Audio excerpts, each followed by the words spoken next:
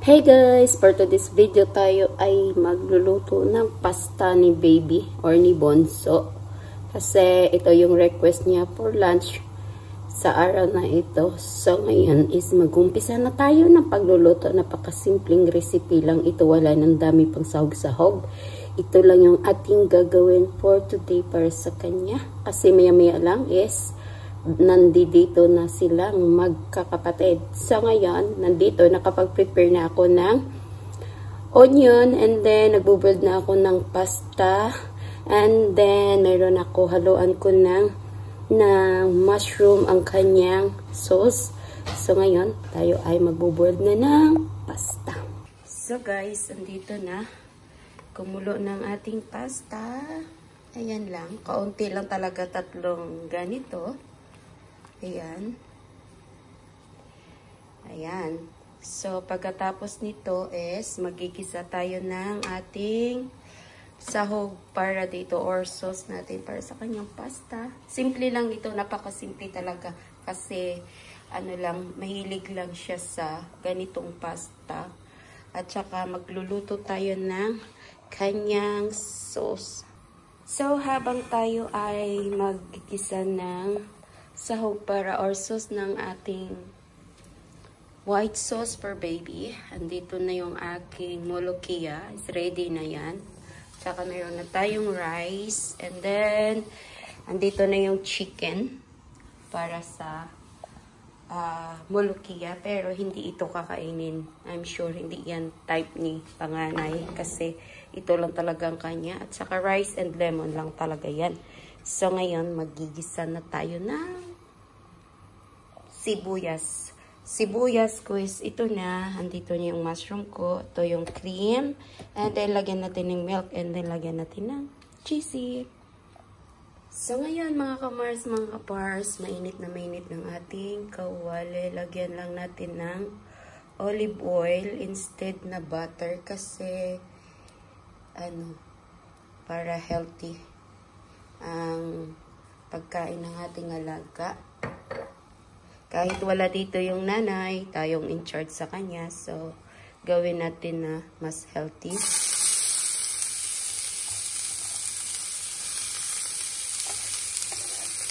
Ayan, ganyan kasi naghahawak tayo ng isang camera, isang kamay.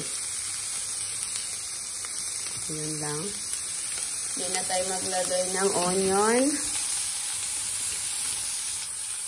Ay, hindi na tayo maglagay ng garlic. Ito lang siya. O, diba, ang aking kawali is maputi na. Ayan o. At saka, pagkatapos nito, ko ay tatakbo na naman sa taas para tapusin yung pagmamap ko doon kasi kakasweep ko lang ng floor and salang ko lang yung aking chicken dito sa oven para isabay itong pagigisa ng white sauce ni baby. Ganyan. Lagyan lang natin ng konting asin, paminta.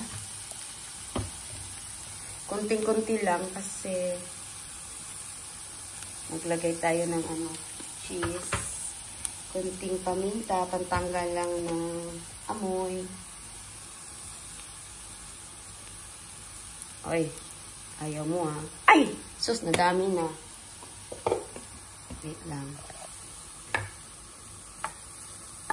Bawasan natin kasi baby ang kakain. Ayan.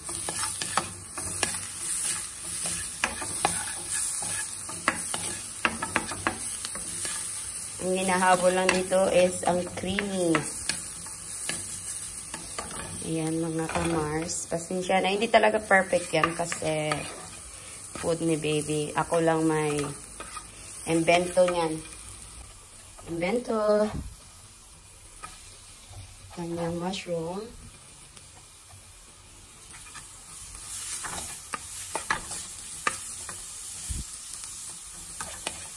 Kaya masyado less tayo ng butter and oil para sa kanya kasi nag-vomit ng isang araw.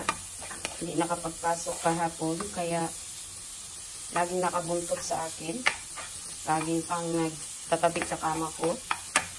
Ayan. Igisa-gisa lang natin muna.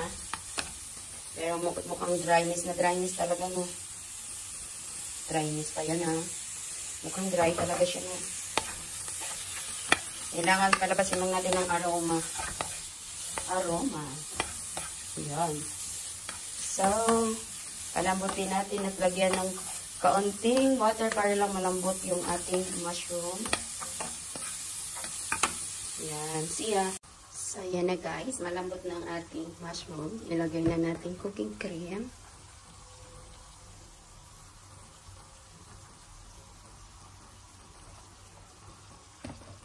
Dagdagan natin ng cheese.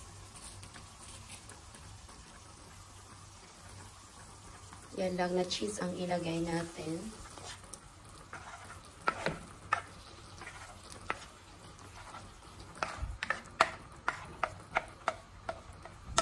Huwag masyadong ma-cheesy kasi para hindi siya ma-sobrahan at hindi maging masama sa tiyan ni Bunso. Kasi mamaya guys, kung alam nyo yan, pag once na nagbili niya na kung anong pagkain yan, pagbukas pa lang yan ng mindor, magsisigaw na yan, "What is my food? What is the food?" Yan. Tulong pampalambot. Yan.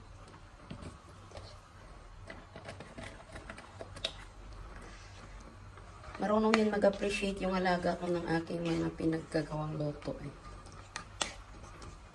Minsan pag may marinig siya tapos magsusumbong siya sa akin.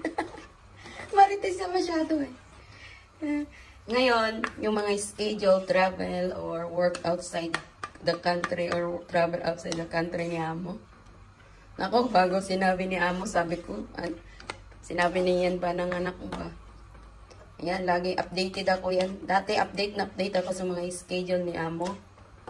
Ngayon, ang nag-update sa akin, si Bunso, ang aking alaga. Yan, updated ako yan sa mga lakad ni Mami Dear niya. Yan. So, habang tayo nagluluto, nagmamarites tayo. Itong pasta niya is luto na rin. Yan. Yan, luto na yung kanyang pasta. Patayin na natin. Yan, is pakuluan lang natin yung napakasimpleng pagkain ni Bunso.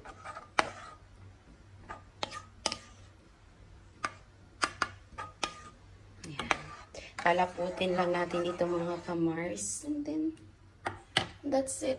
Kailangan natin mahalin yung mga alaga natin. Kasi nga, pag may naramdaman niya, tapos sabihin niya, wala yung mama niya. Sabi ko, dito naman, diba, sabi mo, ako yung nanay mo dito, pag wala nanay mo. Sabi ko, ako yung nanay mong fake. Sabi niya, you're my second mom. Siya naman nagsasabi yan.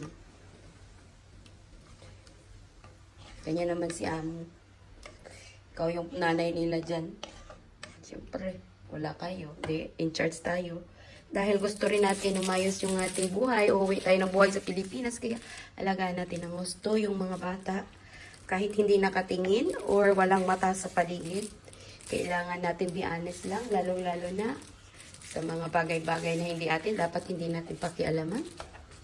Kahit wala yung amo, kahit ano. Kasi yung amo ko, guys, kung alam nyo lang, hindi alam yung mga kagamitan niya dito sa loob ng bahay ba? Kasi hindi naman talaga yan nag-ano ng kanyang mga kagamitan, basta nakabili lang. Hindi sa katagalan, malimot na siya. Hindi niya alam. Kaya kailangan honest lang tayo. Yung minsan nagugulat na lang siya na iabot mo sa kanya yung ganito, ganyan. Sabihin pa sa akin, saan mo hiniram yan? Ha? Hiniram? Hindi ko naman hiniram yan. Gamit natin yan dito. Ganyan, kabait ang amo ko. Shout out nga pala sa mga hindi marunong mag-appreciate sa taong busy. Feeling perfect. Feeling perfecta. Pero, pag may mata, ayos ang gawa. Pero pag walang kamata, ay wala lang ako masabi. Basta shout out sa inyo lahat. Shout out to everyone. Lalo na yung mga komentarista sa aking work. Shout out. Shout out sa pagmamarites about my work. Trabaho ko, hindi nyo mo kaya. Hindi nyo kaya. Trabaho nyo, kakayanin ko yan. Yun lang masabi ko. Shout out. Huwag masyadong makialam sa trabaho na may trabaho. Maging masaya lang. Maging masaya. Maging mabait. Hindi ka mabait dahil may need ka sa kapwa mo. Mabait ka. Kaharap mo man yung kapwa mo at hindi, kailangan mabait tayo. Hindi yung mabait ka dahil may kailangan ka. Sobrang appreciation mo dahil may sinisiraan ka. Hindi ganun. Dapat, lang tayo, mabait. Kasi, ang buhay hindi naman natin alam. Kung kailan tayo ay wala dito sa mundo. Kailangan, lang, hugot-hugot lang tayo dito sa white sauce, Ay, wala. Ako kasi, tahimik lang naman ako dito sa bahay na. Hindi naman ako mahilig makipag-marites, Saka hindi ako mahilig comment ng life of others ba. Especially sa mga, Kasi, buhay mo nga, hindi mo man alam kung anong magiging to be mo. Someday, mga ganun. Kaya, iwas-iwas tayo sa pag nega-nega. Dapat positive lang tayo. Good vibes, positive, happy. Ganun lang. Diba mga kamars? Kasing white ba nito, maging white lang tayo. Huwag tayo maging black. Kasi hindi maganda ang pagsamahin ang black and white. Kailangan always white lang. Hindi mo man purely magawang white. Minsan hindi mo rin masabing purely white. Pero, kung kaya mong gawing ganito, maging white, wag ka na lang tumalon sa black kasi it's not good naman na dito ka na nga magpaka-white, aluan mo pa ng black. So, don't be black and white. Wag mong, example, magluto ka ng pasta. Gusto mo is white sauce. Wag mong haluan ng maraming black paper para hindi magiging black and white. Diba? O, ayan na po guys. Luto na po yung request ng aking alaga. Shout out everyone and be happy lang. Thank you sa inyong lahat. I-drain lang natin at saka ihalo yung pasta ni baby. Surely yan happy yung alaga ko. Kasing happy din yan. Ang feeling mo, nagluluto ka ng pagkain na isi-serve mo. Kahit alam mo, hindi yan masarap. Pero with love na nilagay mo, ay masarap na yon. So, thank you everyone. Ahalo na natin. So, yan na mga kamars, mga kapars ang ating pasta. Ilagay na natin. Nandito na yung ating pasta. At ready na yung ating sauce. Parang may natulog pa. Ayan. Ayan, Patayin ko na lang siya para hindi mag-dry ang sauce mamaya ni baby. Ayun. It's my favorite. Kung mayroong sana kaming dito guys, mga mars, yung basil. Kasi si baby is favorite yung fresh na basil. Nilalagay niya yan sa salad. Ayan. Very creamy and yummy na po yan. Ayan, Serve na natin yan mamaya. Happy na yung baby namin mamaya. So, yan kamars. Thank you for watching, everyone. Here's the yummy recipe for my bunsong alaga. Thank you for watching. God bless everyone. Stay safe and bye-bye.